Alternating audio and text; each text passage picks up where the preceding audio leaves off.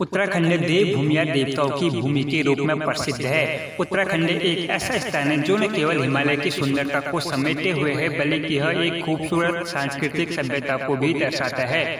पर्यटक के लिहाज से उत्तराखंड राज्य पर्यटकों के लिए बहुत खास है। पर्यटक बड़ी संख्या में यहाँ आते हैं, खासकर गर्मियों का मौसम पर्यटकों को काफी आकर्षित करता है। यहाँ कई सारी बेहद खूबसूरत घूमने वाली जगह जिनमें से नैनीताल, कौसानी, रानीखेत, मसूरी, ऋषिकेश इत्यादि प्रमुख हैं। इनके अलावा यहाँ काफी लोकप्रिय मंदिर भी स्थित है, जिनमें से हरिद्वार, केदारनाथ, बद्रीनाथ, यमुनोत्री, गंगोत्री इत्यादि। आज की इस वीडियो में दोस्तों हम आपको केदारनाथ मंदिर के बारे में संपूर्ण जानकारी देंगे कि केदारनाथ मंदिर का निर्माण कैसे हुआ और इसके बारे में अनेक कई रोचक जानकारियां। तो दोस्तों, अगर आपने अभी तक हमारे YouTube चैनल को सब्सक्राइब नहीं किया तो सब्सक्राइब कर लीजिए। तो चलिए दोस्तों, वीडियो को स्टार्ट करते हैं। केदारनाथ मंदिर उत्तराखंड के रुद्रप्रयाग जिले में स्थित है।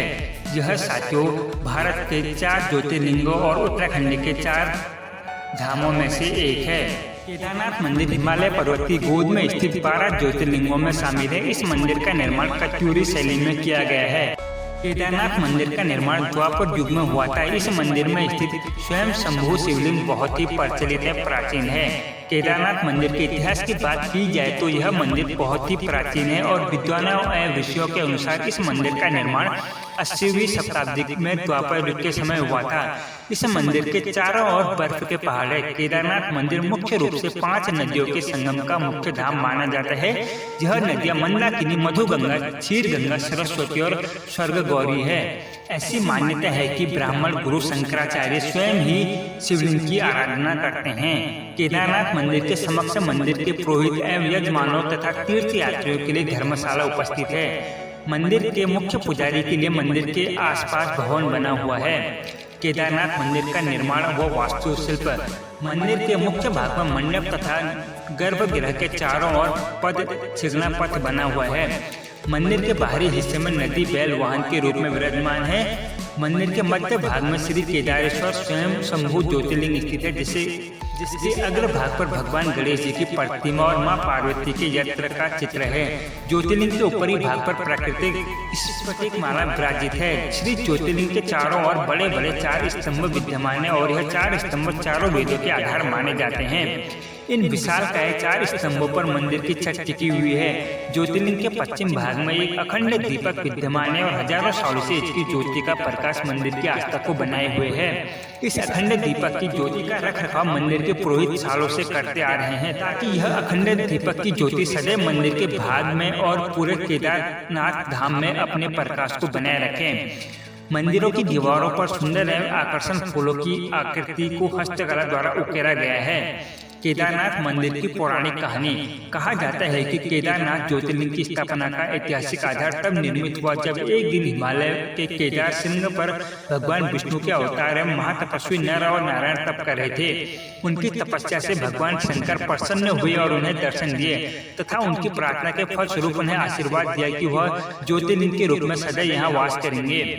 केदारनाथ मंदिर के बाहरी भाग में स्थित नंदी बैल के वाहन के रूप में विराजमान एवं स्थापित होने का आधार तब बना जब द्वापर युग में महाभारत के युद्ध के दौरान पांडवों की विजय पर तथा भातर हत्या के पाप से मुक्ति के लिए भगवान शंकर के दर्शन करना चाहते थे। इसके फलस्वरूप वह भगवान शंकर के पास जाना चाहते थे और उनका आशीर्वाद पाना चाहते थे, परंतु भगवान शंकर उनसे नाराज थे। पांडव भगवान शंकर के दर्शन के लिए काशी पहुंचे, परंतु भगवान शंकर ने उन्हें वहां दर्शन नहीं दिए। इसके पश्चात पांडवों ने हिमालय जाने का फैसला किया और हिमालय तक पहुंच गए, परंतु भगवान शंकर पांडवों को दर्शन नहीं देना चाहते थे। इसलिए भगवान शंकर वहां से भी अंतर्ध्यान हो गए, केदार में वास किया। पांडव भी भगवान शंकर का आशीर्वाद पाने के लिए एकजुटता से और लगन से भगवान शंकर को ढूंढते ढूंढते केदार पहुंच गए। भगवान शंकर ने केदार पहुंचकर बैल का रूप धारण कर लिया था। केदार पर बहुत सारी बैल उपस्थित थी। पांडवों को कुछ संदेह हुआ, इसलिए भीम ने अपना विशाल रूप धारण किया और 2 पहाड़ों पर अपने पैर रख दिए। भीम के इस रूप से भयभीत होकर बैल भीम के पैर के नीचे से दोनों पैरों में से होते हुए भागने लगे, परंतु एक बैल भीम के पैर के नीचे से जाने को तैयार नहीं थी। भीम बलपूर्वक उस बैल पर हावी होने लगे, परंतु बैल धीरे धीरे अंतर्ध्यान होते हुए भूमि में सम्मिलित होने लगा। परंतु भीम ने बैल की त्रिकोणात्मक पीठ का भाग पकड़ लिया। पांडवों के इस दृढ़ संकल्प और एकजुटता से भगवान शंकर प्रसन्न हुए और तत्काल ही उन्हें दर्शन दिए। भगवान शंकर ने आशीर्वाद के रूप में उन्हें पापों से मुक्ति का वरदान दिया। तब से ही नंदी बैल के रूप में भगवान शंकर की पूजा की जाती है।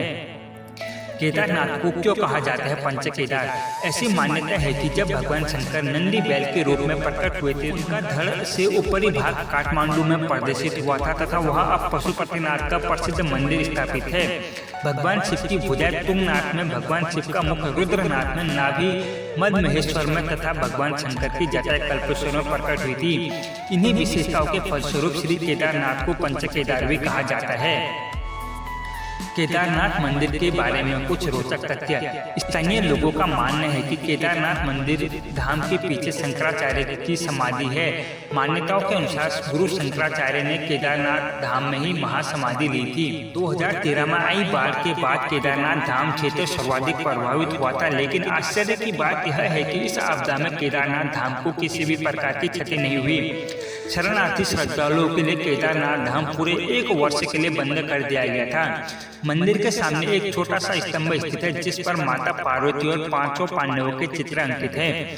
प्राचीन मान्यताओं के अनुसार ऐसा माना जाता है कि अभिमन्यु के परपोत्र जन्मेजय, जो कि परीक्षित के पुत्र थे, उन्हीं ने केदारनाथ मंदिर का जीर्णोद्धार अथवा पुनर्निर्माण करवाया था। 400 साल बर्फ के भीतर दबा था Kedarnath Dham. Wadia institute of Himalaya geology की रिपोर्ट के अनुसार ऐसा माना जाता है कि केदारनाथ मंदिर ने न केवल 2013 की बाढ़ आपदा का सामना किया, बल्कि यह भी कहा जाता है कि केदारनाथ धाम लगभग 400 वर्ष तक बर्फ में दबा हुआ था। रिपोर्ट के अनुसार जब 13वीं शताब्दी से लेकर 14वीं शताब्दी के बीच हिमयुग की शुरुआत हुई थी, उस समय पूरा केदारनाथ धाम बर्फ के भीतर दबा हुआ था। दरअसल इस बात की पुष्टि इस प्रकार से की जाती है कि मंदिर की दीवार पर पीली रेखाएं अंकित है, जो कि लगातार ग्लेशियर के पिघलने से अंकित हुई हैं। इसी आधार पर रिपोर्ट में कहा गया है कि केदारनाथ मंदिर हिमयुग के दौरान 400 वर्ष तक बर्फ के नीचे दबा रहा। केदारनाथ मंदिर की यात्रा कैसे करें? छोटा 4 धाम यात्रा में 4 मंदिरों की यात्रा कराई जाती है, जिसमें विशेष रूप से केदारनाथ मंदिर भी शामिल है। केदारनाथ मंदिर के अलावा अन्य 3 मंदिर बद्रीनाथ, गंगोत्री और यमुनोत्री है।